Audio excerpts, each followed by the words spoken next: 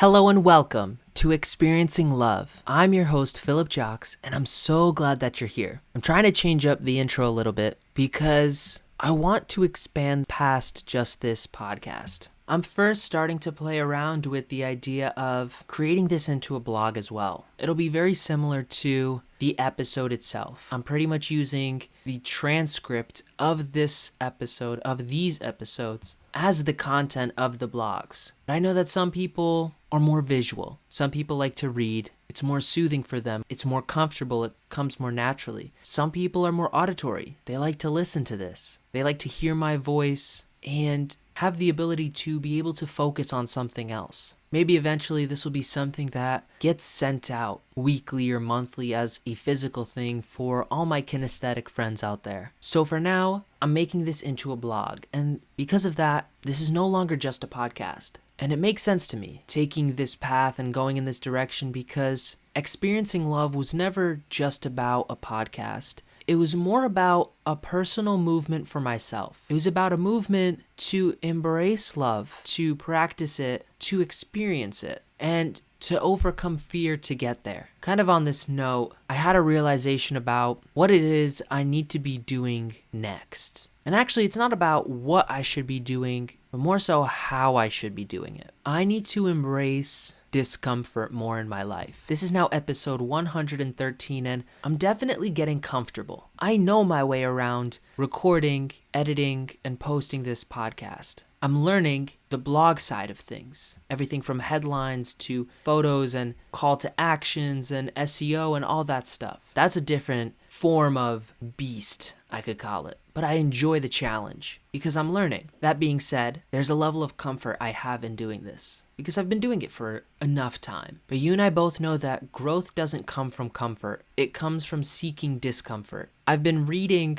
a book titled Hidden Potential by Adam Grant. I've always loved Adam Grant as an author, and this is just another one of his incredible books. In this book, one of the first things he discusses about unlocking the hidden potential in yourself and other people is to seek discomfort in your life, to do things where you're stepping outside of your comfort zone, choosing the harder path, trying new things, not being afraid of being embarrassed. Doing that becomes a larger signal for success later on in life. It's not just about grades when you were a kid. It has a lot to do with character. That's what he states in the beginning of the book. I'm only a few chapters in, and the idea of seeking discomfort really resonated with me. I knew I needed to hear it because the next things that I've wanted to do scare me a bit. They make me feel uncomfortable. When I think to my past, some of the most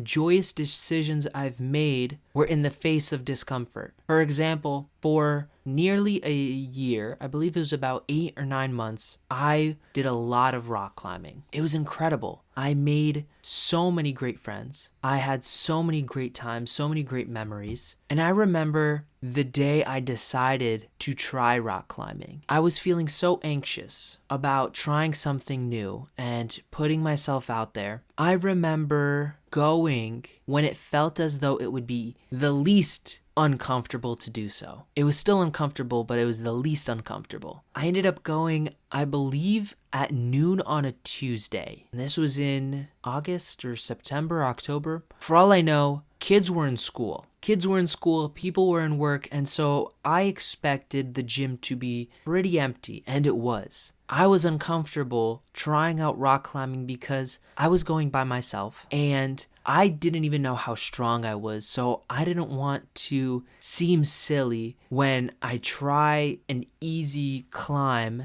and I can't do it. That anxiety debilitated me so much that it actually took me many months to even try rock climbing. I had friends telling me years ago how much they loved rock climbing and invited me many times to go, and I secretly held that fear that made me not even try. So to get to the point, I went. And I sat in my discomfort. I was by myself and I enjoyed it. It was a good time. I did meet 1 or 2 people, especially the staff that worked there were super kind, super helpful, and super encouraging. And they became some of my closest friends over the next 9 months. And slowly but surely, I decided that day that I wanted to try it again. I didn't have to commit to it, but I would try it one more time. And then after going again, I decided I'm going to try this for 1 month. And I got the 1 month membership.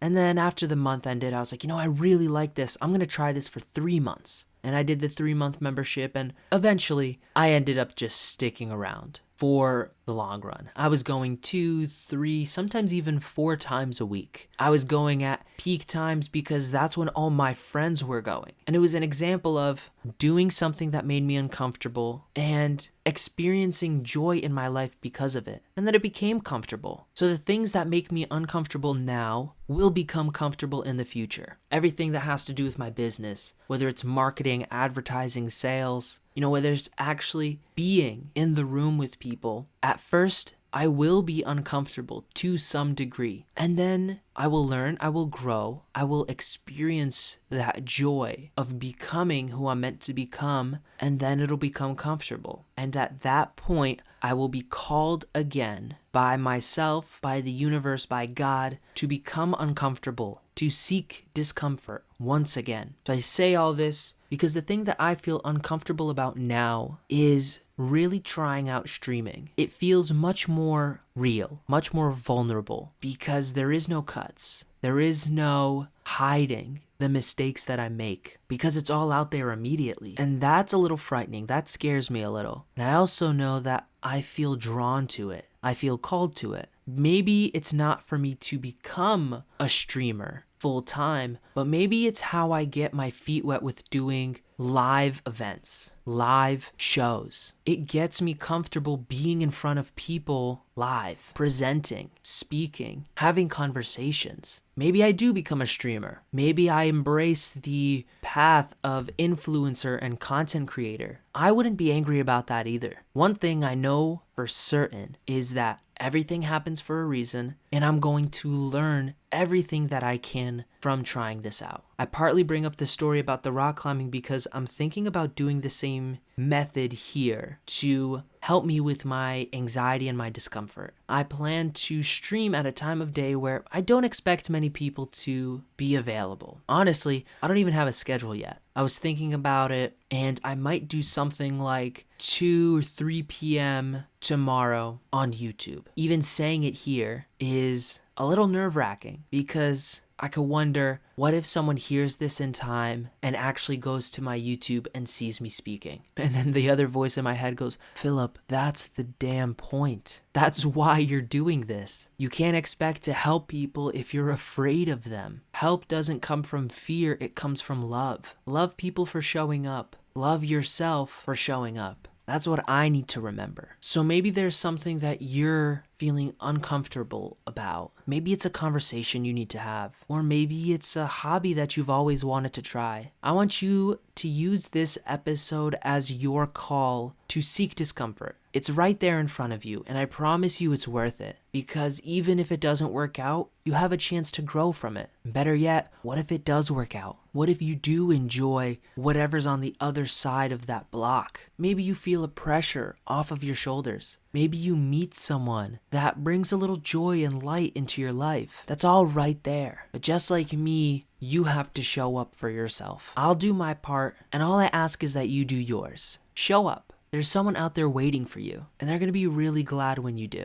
Thank you so much for being here. I hope you have a splendid rest of your day. Remember to always fill up with the love, and I look forward to seeing you in the next one. I love you.